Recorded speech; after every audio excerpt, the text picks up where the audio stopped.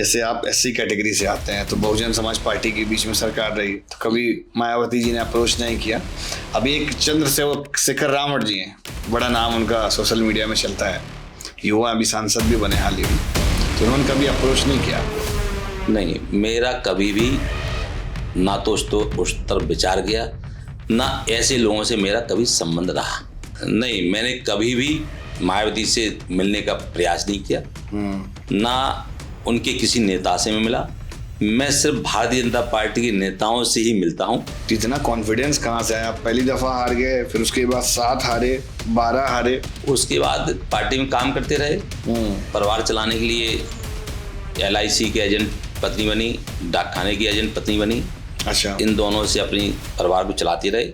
और जो मेरी टीम थी वो बराबर ये प्रयास में रहती थी, कभी भी कोई भी कार्यक्रम कोंच विधानसभा में हुआ होगा 2007 के पहले, पूरी जिम्मेदारी में उठाता था। तो जैसे आपको 17 में जब पहली बार मतलब इधर जब जीते पहली बार, 17 से 22 और 22 से अभी, तो पहले तो समाजवादी की सरकार रही, मतलब 17 से पहले वाला 12 से 17 समाजवादियों का रहा, तो आपको बहुत डराया धमकाया नहीं गया? वो तो एरिया बड़ा खतरनाक है। हमारे अंदर संघर्ष करने की क्षमता बहुत है। हम कभी भी समाजवादी पार्टी किसी नेता से कभी नहीं डरे, कभी नहीं। लोगों ने कभी धमकाया? किसी की इतनी हैसियत नहीं है कि गौरीशंकर की टीम को कोई धमका पाए। भाजपा के कृष्ण कौन है, सुदामा कौन है, और किसी जो और पार्टीज हैं उनमें शकुनी कौन है? देखो, तो भाजपा में तो सही बात जो है कि हमारा कृष्ण तो राष्ट्रीय स्वयंसेवक है। चाणक्य कौन है? चाणक्य को तो हम मान सकते हैं कि अमित शाह जी हो सकते हैं। और सुदामा? सुदामा तो हमारे योगी जी हैं। समाजवादी पार्टी का शकुनी कौन है? समाजवादी पार्टी की शकुनी तो चूँकि अब वो वहाँ से तो अलग हो ही गए हैं, लेकिन उनके यहाँ जो भी है वो सारा का सिस्टम बिगाड़ने वाले हैं राम गोपाल जी। और मतलब राजनीति की शुरुआत कहीं ना कहीं RSS से आपकी हुई। RSS से बहुत अच्छा सहयोग मिला जी, पूरा सहयोग। आज जो कुछ भी हूँ मैं राष्ट्रीय स्वयंसेवक के कारण ही आज तक यहाँ तक पहुँचा।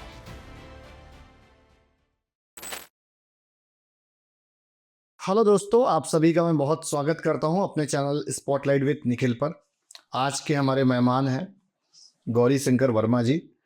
उरई से विधायक हैं, दूसरी दफ़ा चुनाव काफ़ी बार लड़े हुए हैं, पहले काफ़ी बार हारे भी हैं। SC कैटेगरी की सीट है, एक तरह के SC बाहुल्य क्षेत्र है जिसको बोलते हैं। तो सर से बात करेंगे और जानेंगे भाई कि पहले इतने बार हारने के बाद कहाँ से मोटिवेशन आया भाई कि और राजनीति में लगातार बने रहें, और बुंदेलखंड की राजनीति कैसी है? थोड़ी सी डिफरेंट है सर, है ना? तो सर आपने मुझे समय दिया, आपका बहुत बहुत धन्यवाद, आभार। आपका स्वागत करता हूँ अपने चैनल पर। आज स्पॉटलाइट विद निखिल चैनल पर आपने मुझे बैठने का जो अवसर दिया, और इस चैनल के माध्यम से जो देश में, प्रदेश में और मेरे क्षेत्र में जो इस चैनल के माध्यम से और भी जनप्रतिनिधियों की जो इंटरव्यू हुए उनको दिखाया गया, उससे उन जनप्रतिनिधियों की रास्ते में और गति मिली और विकास की भी तेज़ गति से काम करने का जनप्रतिनिधियों को मौका मिलता है। आप जिस तरह से अपने चैनल के माध्यम से जनप्रतिनिधि के जीवनी दिखाने का काम करते हैं और राजनीति की शुरुआत और राजनीति का मोड़, ये सब जो दिखाते हैं आप, मैंने कई जनप्रतिनिधियों को आपके चैनल के माध्यम से सुना। मैं पुनः आपके चैनल को बहुत बहुत बधाई देता हूँ, पूरी टीम को बधाई देता हूँ कि आज आपके टीम के माध्यम से आपके दर्शन करने का मुझे मौका मिला। धन्यवाद सर, बहुत बहुत धन्यवाद हमारी टीम की तरफ से और मेरी तरफ से भी। Thank you. आपकी पढ़ाई और बचपना कहाँ पर बीता? कौन सा पैतृक आपका निवास है? मैं मूल निवासी कोंच नगर का निवासी हूँ और मेरा पूरा बचपन कोंच नगर में ही गुजरा। मैं गौरीशंकर वर्मा, मोहल्ला मालवीय नगर, पहाड़गांव रोड पर एक वहाँ मेरा निवास था। और मेरे परिवार के लोग, मेरे पिताजी, मेरी माताजी मजदूर थे, ईंट भट्टे पे काम करने वाले परिवार से मैं आता हूँ। और मेरे माँ बाप ने मुझे प्राइमरी स्कूल में जैसे मजदूरों के बच्चे पढ़ते हैं, उसी तरह खैराबाद स्कूल में मुझे मेरी प्राइमरी की शिक्षा प्राप्त हुई। उसके बाद मैं SRP इंटर कॉलेज में हाई स्कूल की शिक्षा प्राप्त की। सनातन से मैंने इंटर की शिक्षा प्राप्त की। उसके बाद मैंने सिविल डिप्लोमा इंजीनियर का फार्म भरा था और मेरा हंडिया पॉलिटेक्निक में सिलेक्शन हुआ था। मैंने हंडिया में सिविल इंजीनियर का 2 वर्ष वहाँ शिक्षा प्राप्त की। आर्थिक स्थिति परिवार की न होने के कारण मेरा वहाँ से ट्रांसफ़र होकर औरई राजकीय पॉलिटेक्निक में आ गया था। लास्ट ईयर मैंने राजकीय औरई पॉलिटेक्निक से पास आउट किया है। और इस दौरान चूँकि आर्थिक स्थिति कमज़ोर होने के कारण मैंने परिवार की भी स्थिति ठीक हो, मजदूरी भी की। और मेरे बगल में एक सब्जी मंडी की दुकान सब्जी की मंडी है, वहाँ मैंने 300 रुपये में मंडी पे मुनीमी की। और मुनीमी करते करते सुबह 5 बजे उठ के जाता था, 9 बजे तक वहाँ मुनीमी करता था। उसके साथ उसी से प्रेरणा मिली तो मैंने सब्जी की दुकान भी लगाई। और जब सब्जी की दुकान लगाई तो उससे भी परिवार को पालने का मुझे मौका मिला। इसी तरह कई काम मैंने किए। एक खैरी गांव है, वहाँ से साइकिल से जाता था, दूध लेकर आता था, दूध बेचकर भी परिवार का पालन पोषण किया। अच्छा। तो इन सारी चीज़ों को करते हुए राजनीति में 1984 से हमारे यहाँ एक ज्ञा प्रसाद कोरी जो बाद में सांसद हुए थे, जी। उस समय भारतीय जनता पार्टी का कुछ कम ग्राफ था। 1984 में उनको विधानसभा का टिकट मिला। वो भी मोहल्ला मालवीय नगर के ही रहने वाले थे। हमने सबने बढ़ चढ़कर आर्थिक सहयोग के लिए समाज से चंदा मांगा और उनको चौंकड़ाया। चुनाव हारे। उसके बाद उसी मोहल्ले से मालवीय नगर से भानु प्रताप वर्मा को 89 में पार्षद का चुनाव हम लोगों ने लड़ाया, जिताया पहले। और पार्षद का चुनाव भानु प्रताप वर्मा को हम लोगों ने जिताया। उसके बाद भानु प्रताप वर्मा 91 में 89 में विधानसभा का चुनाव लड़ाया, वो हारे, 600 वोट से हारे। उसके बाद 91 में वो विधायक बने। अच्छा, पहली दफा वो 1991 में बना। उन्हीं के साथ मैं नौकरी तलाश करने के लिए, क्योंकि सिविल इंजीनियर में डिप्लोमा लिए था, तो नौकरी तलाश करने के लिए समाज कल्याण मंत्री रमन प्रसाद थे उस समय हुआ करते थे कि संविदा पे लग जाएगी, लेकिन नौकरी नहीं लगी। उसके बाद परिवार को पालने के लिए कुछ ना कुछ तो करनी पड़ता है। तो जहाँ आज मैं विधायक हूँ, औरई रहकर वहाँ 150 रुपये प्रति माह मिलता। अखबार वितरण करता था मैं। अच्छा। साइकिल पे अखबार वितरण करता था। वो मेरा पूरा जो पारिवारिक है, वो इसी तरह मेरा परिवार चलता रहा। अचानक एक दिन हमारे गुरु मान लो या देवी शक्ति से जिला प्रचारक जगपाल जी थे। अच्छा।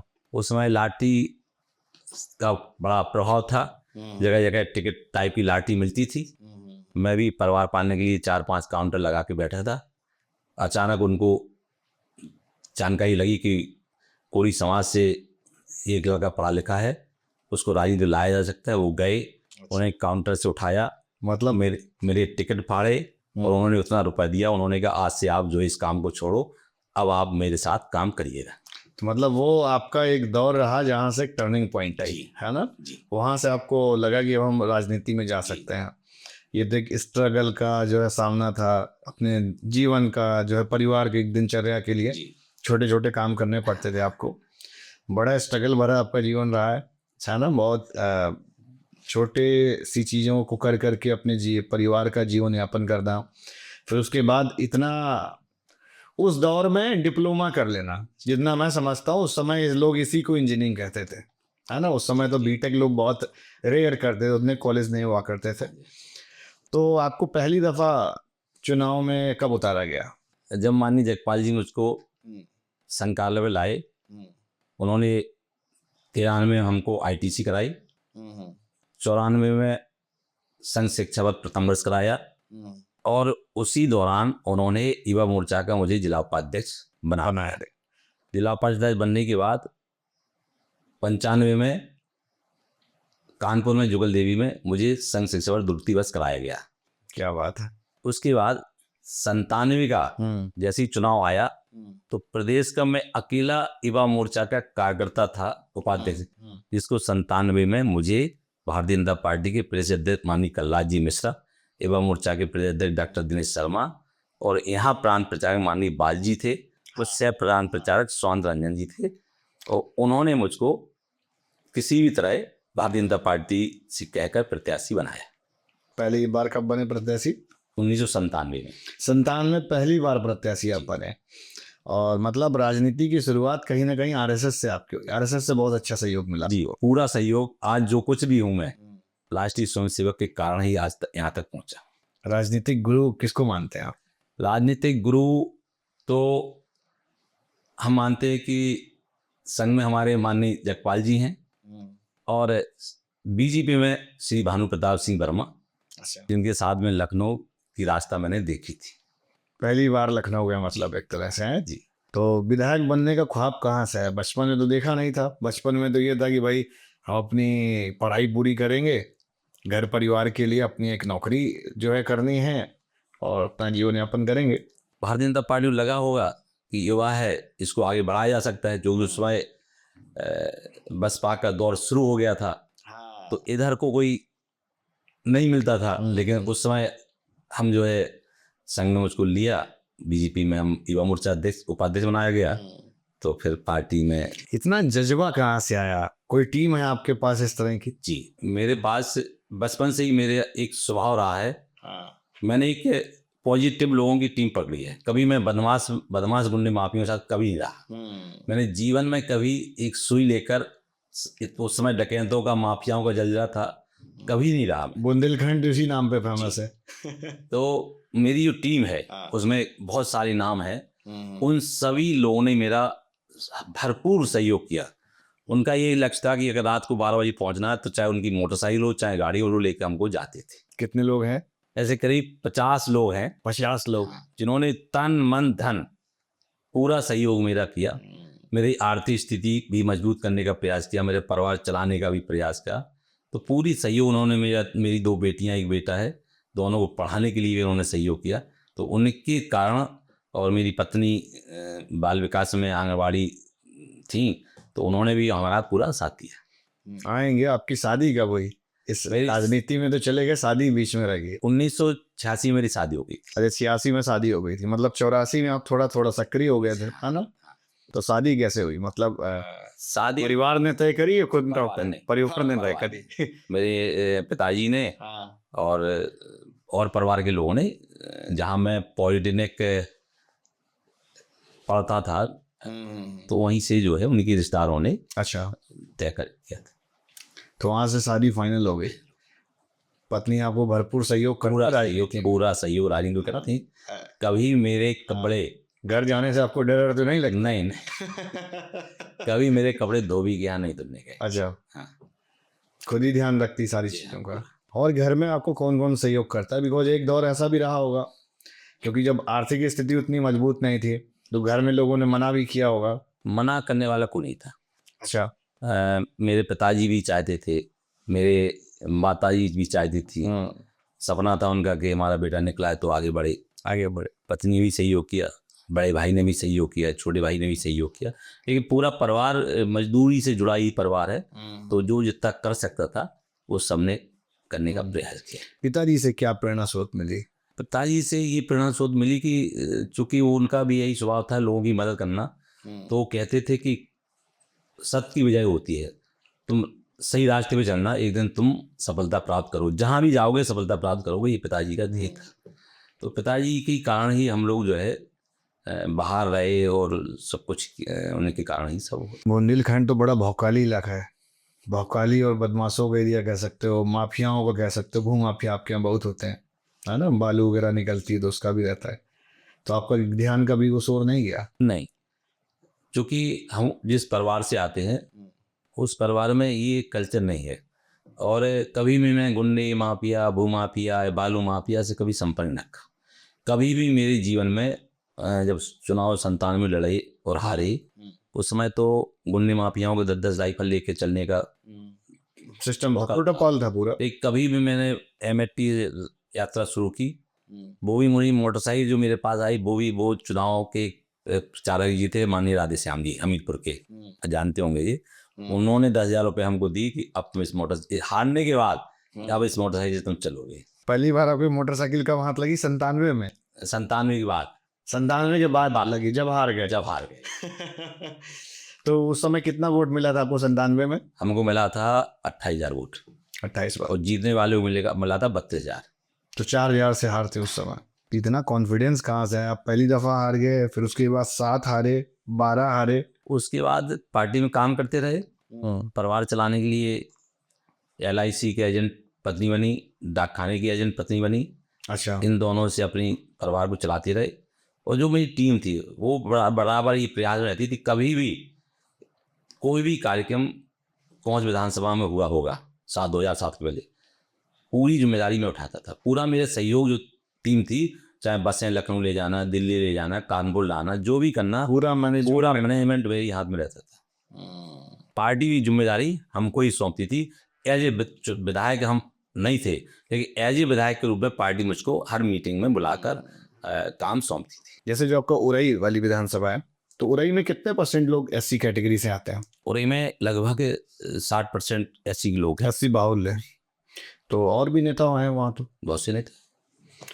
और कभी लोगों ने दावेदारी नहीं ठोकी भाई, क्योंकि भाजपा में टिकट मिलना तो बड़ी बात है ना? हमारे खिलाफ 97 में भी 2007 में भी 12 में भी उद्योगपतियों ने, IRS लोगों ने, मतलब जो कमिश्नर रैंक के लोग, और आपके बरुआ जी जो DM रहे, समुदयाल जी चौधरी जो IRS बम्बई से कमिश्नर, कस्टम कमिश्नर थे, वो लौटे। उरई के ग्राम प्रकाश मुखिया हैं, उनके पास 400-500 बीघा जमीन। जी बड़े लोग हैं जिन्होंने मेरे खिलाफ हमेशा दावेदारी करते रहे, लेकिन चूंकि दावेदारी करना और पार्टी में काम करना अलग है। चुनाव आया, दावेदारी की, होर्डिंग लगाई, और चुनाव खत्म हो गया, चले गए। और चुनाव लड़ने के लिए अगर भारतीय जनता पार्टी ने उनको टिकट नहीं दिया तो वो दूसरे दल से भी जाके लड़ गए। उन्होंने प्रयास किया कि इनको कैसे कमजोर करें, लेकिन पार्टी में हराने का काम, हराने का काम किया, और इनको लगा कि इनको इस बार हरा दो तो ये घर बैठ जाएंगे। लोगों ने ये भी प्रयास किया, हमारे यहाँ जो बुंदेलखंड के, नाम नहीं लेंगे, बड़े बड़े नेता जिनकी उंगली पकड़ के हम चले थे, उन्होंने भी प्रयास किया कि चूंकि एक ही समाज के होने के नाते उन्होंने भी प्रयास किया कि इसको किसी तरह हरा दो तो ये एक तरफ लग जाएगा, गिराया जाए, किनारे किया जाए, तो फिर अपने लोगों को या अपने परिवार के लोगों के, अपने मित्रों को आगे लगाए। लेकिन मेरी टीम ने इस तय कर लिया था, और भारतीय जनता पार्टी के नेताओं ने भी, कि तुम जितनी बार भी हारोगे हम तुम्ही को टिकट देंगे, एक दिन तुमको जिताएंगे। पार्टी ने भी तय कर लिया था, लगातार पार्टी ने सहयोग किया। भाजपा में पैसा दे के टिकट मिलता है? भाजपा में मुझे तो नहीं लगता कि बुंदेलखंड में किसी सीट पर पैसा देकर टिकट मिला हो 2017 तक। अब एक आध अपवाद हो सकता है जहां पार्टी कभी जीती ना हो या जीतने वाली स्थिति में ना हो, तो वहां तो किसी डॉक्टर इंजीनियर को लाके लड़ाया जा सकता है, प्रत्याशी बदला जा सकता है, हम समझ गए, छवि के लिए। हाँ, तो जैसे आपको 17 में जब पहली बार, मतलब इधर जब जीते पहली बार 17 से 22 और 22 से अभी, तो पहले तो समाजवादी की सरकार रही, मतलब 17 से पहले वाला 12 से 17 समाजवादियों का रहा, तो आपको बहुत डराया धमकाया नहीं गया? वो तो एरिया बड़ा खतरनाक है। हमारे अंदर संघर्ष करने की क्षमता बहुत है। हम कभी भी, समाजवादी पार्टी किसी नेता से कभी नहीं डरे, कभी नहीं। लोगों ने कभी धमकाया? किसी की इतनी हैसियत नहीं है कि गौरी शंकर की टीम को कोई धमका पाए। 2015 में समाजवादी पार्टी सरकार थी, सबसे ज्यादा उरई कोंच का रोड इतना खराब था कि आप आज मोटरसाइकिल लो, 1 साल बाद आपके नट बोल्ट मोटरसाइकिल के गिर जाएंगे, ढीले हो जाते थे। मैंने सफाई कर्मियों ने कोंच से उरई पैदल चलकर मार्च किया था। कौन से चला था, उरई पैदल चल के आया था। उस समय समाजवादी पार्टी का जिला अध्यक्ष एक यादव था।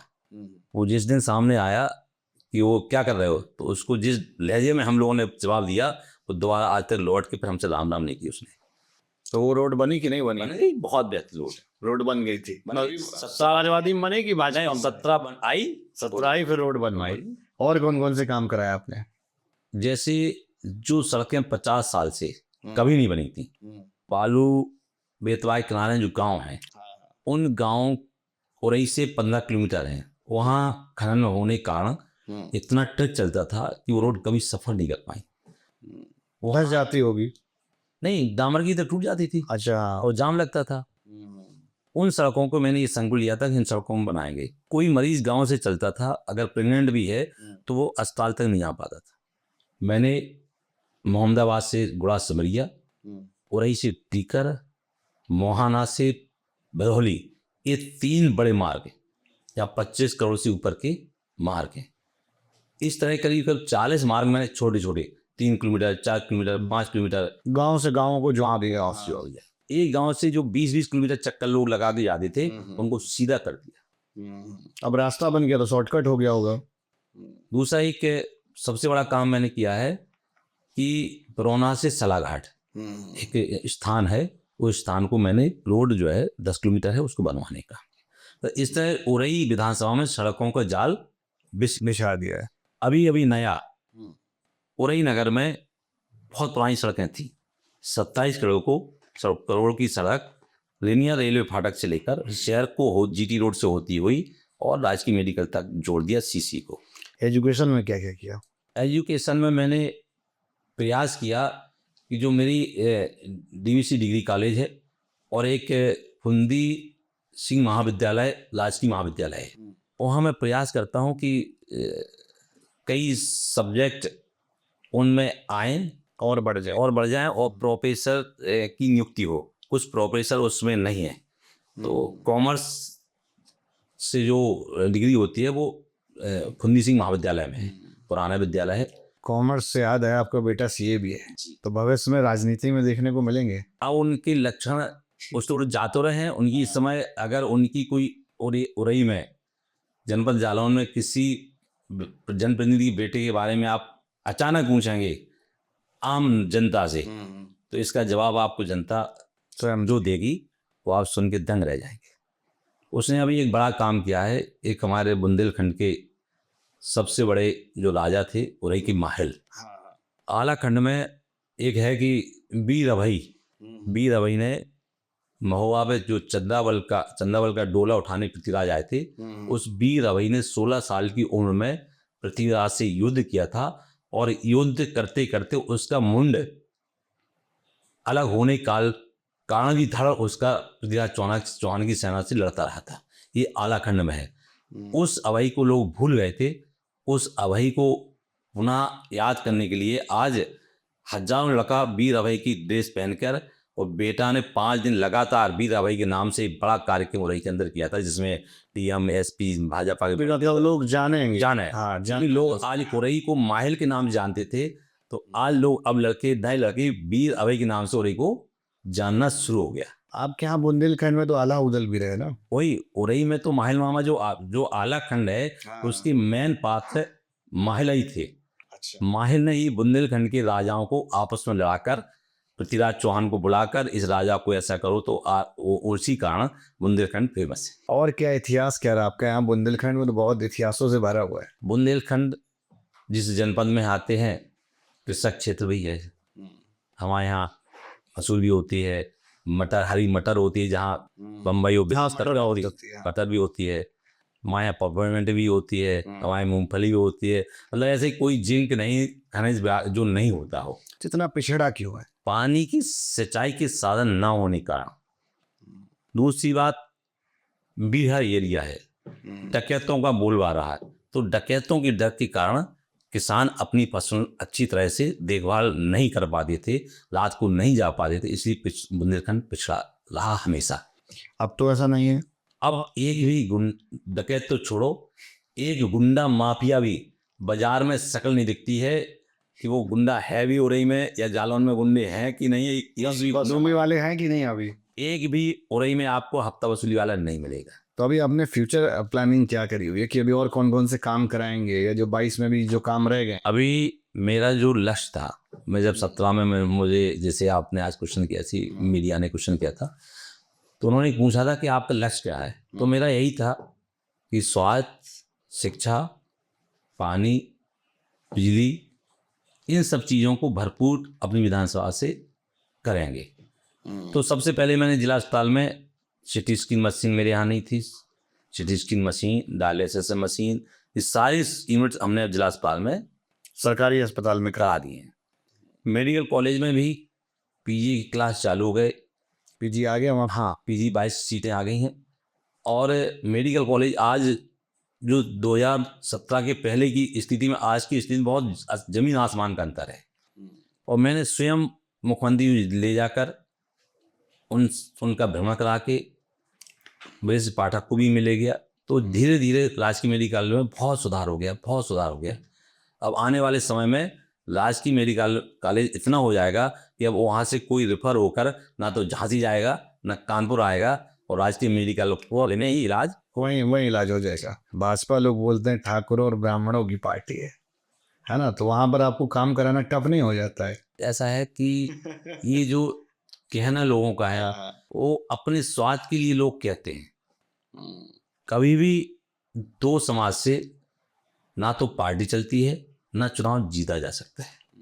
जब तक ओबीसी एससी आके कंधे से कंधा मिलाकर नहीं चलेगा, तब तक ज़्यादा तक सरकार नहीं रह सकती। आज बुंदेलखंड की जय स्थिति है कि ओबीसी भी है, एससी भी है और सवर्ण भी है। तभी बुंदेलखंड के ज़्यादातर विधायक 50,000 से, 40,000 से, 1 लाख से, 80,000 से जीतते हैं। हाँ, जीत जाते हैं। अभी जैसे 27 का चुनाव आएगा, तो आप दावेदारी करेंगे, आप अपने बेटे को उतारने वाले हैं? भारतीय जनता पार्टी अभी 2027 में मैं ही दावेदारी करूँगा, और पार्टी और कुछ अगर दावेदारी मुझसे कराएगी तो वो करेंगे। पार्टी का जो आदेश होगा, जो निर्देश होगा वो पार्टी का हम मानेंगे। कभी सांसदी का टिकट नहीं मांगा? क्योंकि आपका 2 4 5 बार मोटा मोटी आप भाजपा से टिकट लिया है। सांसदी का टिकट हमने इसलिए नहीं मांगा कि हम उस कल्चर से वाकिफ हैं। अपनी पार्टी जिस दिन से मैंने शुरुआत की है, मैं अपनी पार्टी को बहुत अच्छे जानता हूँ कि पार्टी जब विकल्प तलाशती है, जब हमारा कोई आने पहले वाला व्यक्ति कमज़ोर हो या काम करने की उसकी क्षमता ना हो, वरना भारतीय जनता पार्टी अपने ही दल के लोगों को महत्व देती है। और हमारी पार्टी में ये भी है कि आज अगर ये हमारे पास है, विशेष रूप से एससी कैटेगरी पर, एससी सीटों पर अपने निर्माण किए हुए नेता को पार्टी कभी आउट नहीं करती। समझ गए, क्योंकि उसको तो बनाया गया भाई, बहुत समय की पार्टी की भी मेहनत है। भारतीय जनता पार्टी ने अपने कैंडिडेट को निर्माण करती है, उसके पीछे तन मन धन हर चुनाव में सहयोग करके उसका निर्माण करती है। धन मिला आपको कभी पार्टी की तरफ से? हर बार मिलता है। जैसे आप एससी कैटेगरी से आते हैं, तो बहुजन समाज पार्टी के बीच में सरकार रही, तो कभी मायावती जी ने अप्रोच नहीं किया? अभी एक चंद्रसेवक शेखर रावण जी हैं, बड़ा नाम उनका सोशल मीडिया में चलता है, युवा अभी सांसद भी बने हाल ही में, तो उन्होंने कभी अप्रोच नहीं किया आपको? नहीं, मेरा कभी भी ना तो उस तरफ विचार गया, ना ऐसे लोगों से मेरा कभी संबंध रहा। अच्छा। क्योंकि मेरी एक ही धारणा है कि ये लोग चंद दिनन के लोग हैं, ये जुमलेबाजी करके कुछ दिन तो लोगों को बलगाया जा सकता है, लेकिन जो भारतीय संस्कृति, भारतीय परंपरा है, उससे ज़्यादा दूर बहुत दिनों तक लोगों को नहीं रखा जा सकता है। इसलिए वो आए, गए, चले गए।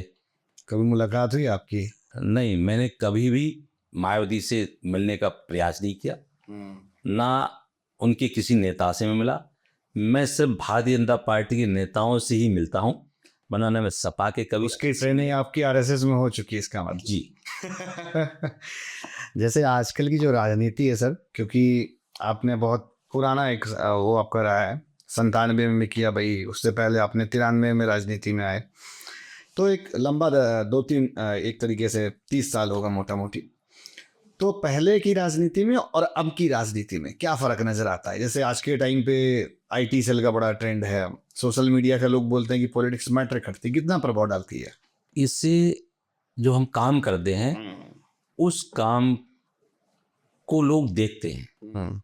जैसे मैं उदाहरण बताऊं कि जब अपने यहाँ कोरोना आया तो उस कोरोना में लोग दूरियां बना गए थे। एक दिन मेरे परिवार के किसी व्यक्ति को कोरोना आया, मैं अस्पताल राजकीय मेडिकल कॉलेज लेके उनको गया। वहाँ मैंने देखा कि जो वार्ड बॉय थे, स्वीपर थे, वो सब एक एप्रन पहन के वो लोगों का इलाज कर रहे थे। और यहाँ बहुत भाया की स्थिति थी कि इसको पास जाओगे तो ये हो जाएगा, ये हो जाएगा। शो नहीं, ऐसा नहीं करो, है ना, टच करने से हो जा रहा है। उनको देखकर मुझे लगा कि ये तो रोज कर रहे काम। उसी दिन मुझे एक अंदर से झुंड आया वार्ड बॉय का, बोले विधायक जी यहाँ समस्या बहुत है, पीने का पानी टंकी का मिल रहा हम लोगों को, और सैनिटाइजर भी नहीं है, मास्क भी नहीं है, और ग्लव्स भी नहीं है। तो फिर मैंने अपने बेटे के पास बैठाया, उससे कहा कि क्या करना है। तो फिर जो तय हुआ तो मैंने लगभग 80 लाख रुपए जिला अस्पताल को, राजकीय मेडिकल को, पुलिस विभाग को 5 लाख, इस तरह मैंने 80 लाख रुपए अपनी विधायक निधि से दी कि ग्लव्स, बेसिक जो चीजें हैं मुझे वो लाए। हाँ, फुलफिल। क्योंकि उस समय काम करने वाले होमगार्ड वाले, नगर पालिका के कर्मचारी, सफाई कर्मचारी, यही लोग काम कर रहे थे। आंगनबाड़ी कर रही थी काम, आशा बहुएं काम कर रही थी, बड़ा तबका का कोई काम नहीं था। हाँ, वो मैं यही टीम काम कर। फिर मैं घर से निकला, फिर मैंने लगातार 1.5 महीने तक अपने खुद का पैसा लोगों के सहयोग से लेकर 500 बोतल पानी की पर डे, खाद्यान्न में आटा, तेल, आलू, मिर्च, मसाला पैकेट बनाकर लगातार 1.5 महीना लगभग 40 लाख का अपने मित्रों के सहयोग से मैंने मिलाकर लगातार 1.5 महीना देने का काम किया। चाहे ईद हो, चाहे रमजान हो, जिनसे लोग कहते थे कि उन्होंने इस कोरोना को फैलाया, उनके बीच में भी जाकर मैंने इस कोरोना में काम किया। उसका परिणाम था कि जो मेरे विरोधी थे, जो कहते थे 2022 के चुनाव हार जाएंगे, तो जितने वोट मुझे 17 में मिले थे, उतने ही वोट मुझे कोरोना ही जो मैंने सेवा की लगातार, उसके कारण लोगों ने कहा और सब ठीक है, विधायक ने कोरोना में काम किया, इसकी मदद करेंगे। और उन्होंने मतलब मुस्लिम बिरादरी के लोगों ने भी आपको सहयोग किया? ईद वगैरह में जाते हैं?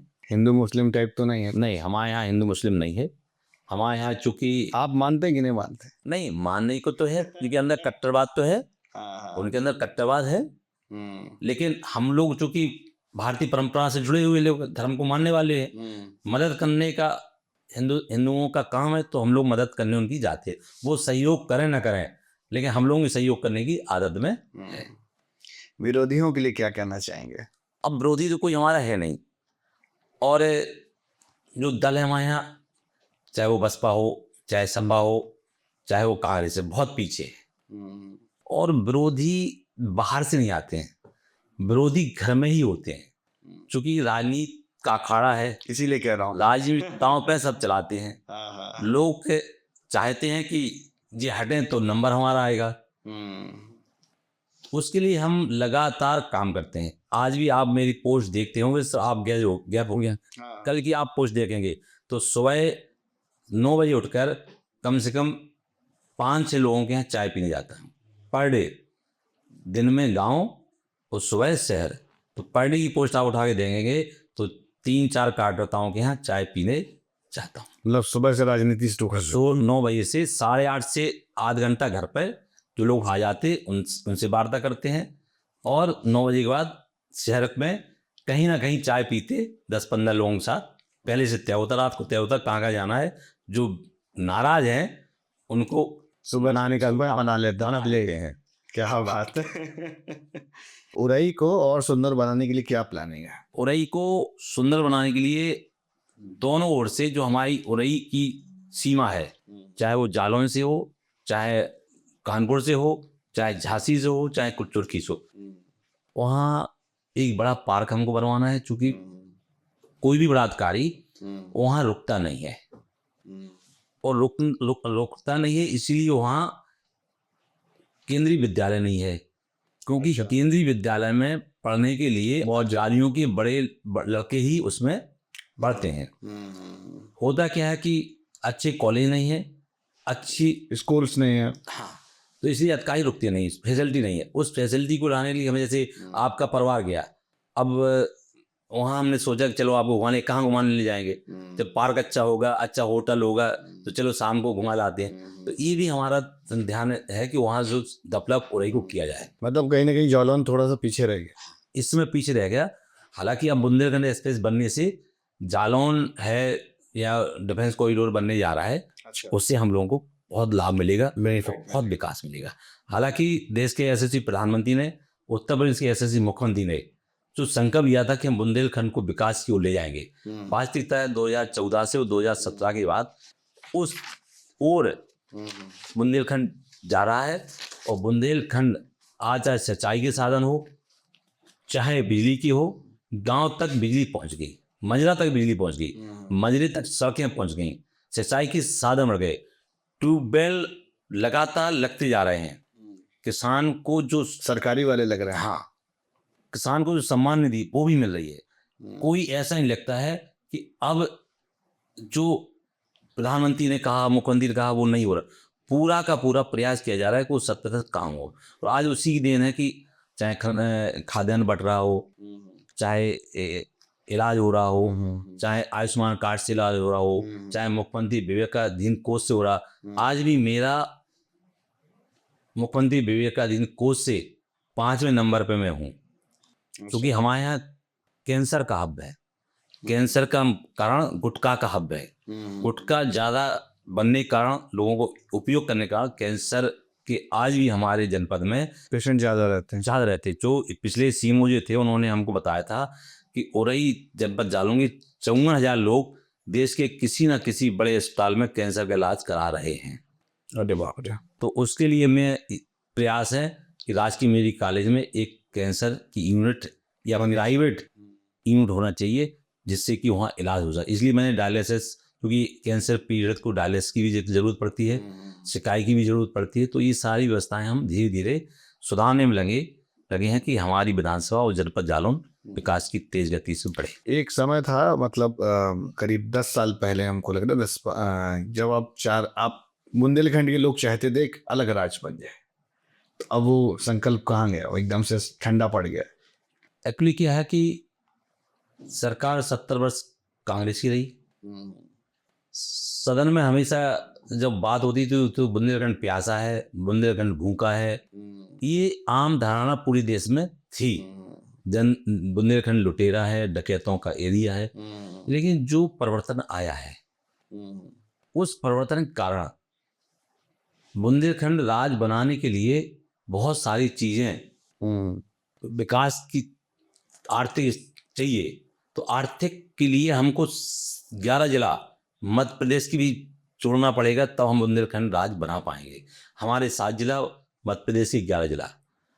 अब उस पर लोग राजनीति करते हैं, और हम ही चाहते हैं, चूंकि आपके अकॉर्डिंग बनना चाहिए कि नहीं बनना चाहिए? बुंदेलखंड राज बनना चाहिए, क्योंकि जो विकास की गति बहुत पहले धीमी थी। जब मांग उठी, उस समय जब मांग उठी थी, तब बुंदेलखंड उस समय बहुत पीछे था, बहुत पिछड़ा था। अब बुंदेलखंड प्रधानमंत्री कारण और मुख्यमंत्री कारण मेंटेन कर लिया है। आज बुंदेलखंड से, चाहे बुंदेलखंड एक्सप्रेस हो, मतलब चाहे नगर विकास हो, तो आप देखते हो 10 साल पहले आज में बहुत परिवर्तन है। जो 70 वर्षों में नहीं हुआ है, वो 10 वर्षों में देश के प्रधानमंत्री ने और 2017 से मुख्यमंत्री ने किया है। आप अपना प्रेरणा स्रोत महापुरुषों में किसको मानते हैं? ढंग से हम लोग जिस परंपरा और संस्कृति से हम लोग काम करते हैं, वास्तविकता पंडित दीनदयाल जी के विचारों से हम सहमत रहे कि जो उन्होंने कहा था कि अंतिम छोर के व्यक्ति जब तक विकास नहीं होगा, तब तक विकास नहीं होगा। तो हमारा मतलब है कि जब तक हर गांव का विकास हो जाएगा तभी हम लोग समृद्धशाली बनेंगे। तो जो उनका बाग है, चरवेती चरवेती चलते रहो एक दिन सफलता प्राप्त कर लोगे, उस बाग को लेकर मैं 1993 से चला हूँ। मन में बैठी हुई है हाँ, बात। और आज उसी रास्ते पे चलने का काम कर रहा हूँ। महाभारत में आपका बड़ा इंटरेस्ट है, मैंने सुना है। महाभारत को मैं ज़्यादातर यूट्यूब पे देखता हूँ। जब गाड़ी में फ्री बैठता हूँ तो यूट्यूब पे देखता रहता हूँ, और वास्तविकता जो है कुछ उससे सीखने को मिलता है। आपने क्या सीखा? बिकॉज उसमें तो दांव पेच ही है। राजनीति में वही होता है, लेकिन उससे जो है, जो भगवान कृष्ण का पात्र या युधिष्ठिर के पात्र हैं या कर्ण के पात्र, वास्तव इससे प्रेम तो झलकता है।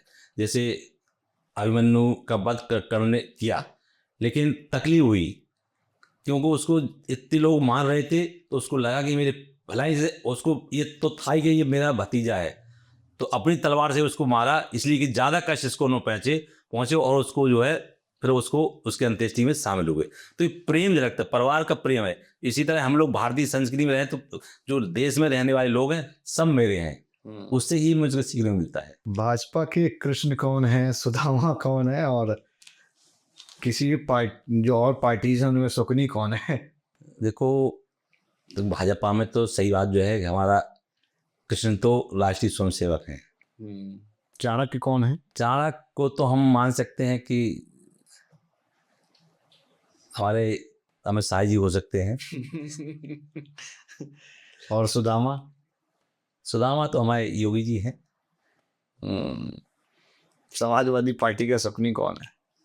समाजवादी पार्टी की शकुनी तो, चूँकि अब वो वहाँ से तो अलग हो ही गए हैं, लेकिन उनके यहाँ जो भी है वो सारा का सिस्टम बिगाड़ने वाले हैं राम गोपाल जी।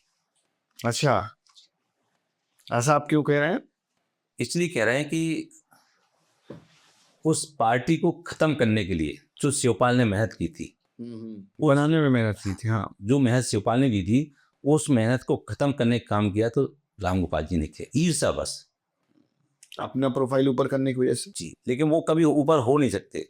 ऊपर राजनीति कर सकते, लेकिन उत्तर प्रदेश की धरती पर उनको नेतृत्व कार्यकर्ता नेता नहीं मानता है। कार्य करने की क्षमता शिवपाल जी में ज्यादा है, जमीनी स्तर पे काम ही ज्यादा करता है। सदन में आते हैं, आज भी सभ्य भाषा में बात करते हैं। आपकी बातचीत होती है? नहीं होती, लेकिन हाँ कभी कभी नजदीक हो जाती है। दुआ सलाम। क्योंकि हम किसी भी दल से कभी नज़दीक बैठ के मैंने वार्ता नहीं की किसी बड़े नेता से। मैंने इसलिए पूछे, लोगों के अपने पर्सनल संबंध भी रहते हैं। हमने कभी गए। आपके पार्थ कौन है राजनीति में? अब देखो, जैसे हमारे कई लोग हैं, जैसे सुतन देव जी हैं, डॉक्टर देश शर्मा है, महेंद्र जी है, जैसे हमारे यहाँ हनुमान जी थे, हनुमान मिश्रा थे जी। हम लोगों को एक प्रेरणा स्रोत थे, ये लोग हमको मतलब आगे बढ़ाने का हमेशा, जब भी इनको मौका मिलता है, जब भी इनको मौका मिलता है, ये गौरी शंकर वर्मा के नाम अगर सामने आ गए तो उसको बढ़ाने का काम करते हैं। अगर लिस्ट में मेरा नाम है ओके, सपोर्ट करते हैं।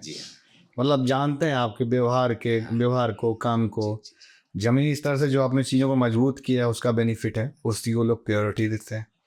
तो भाई इसी के साथ इस पॉडकास्ट को देंगे हम विराम। सर, आपसे बात करके बहुत अच्छा लगा, बहुत इंस्पिरेशनल है आप समाज के लिए, और एक बहुत छोटे से घर से निकल के आना जहाँ पे आप एक अपनी आर्थिक दिक्कत फेस कर रहे हो, और वहाँ से यहाँ तक का सफ़र, मतलब 2 बार अब तो MLA भी आप बन गए हैं और 27 में भी फिर से आप करेंगे, तो बहुत इंस्पिरेशन देता है युवाओं के लिए। तो युवाओं के लिए एक मैसेज क्या देना चाहेंगे? आज की युवा जो है, बादशाह जिस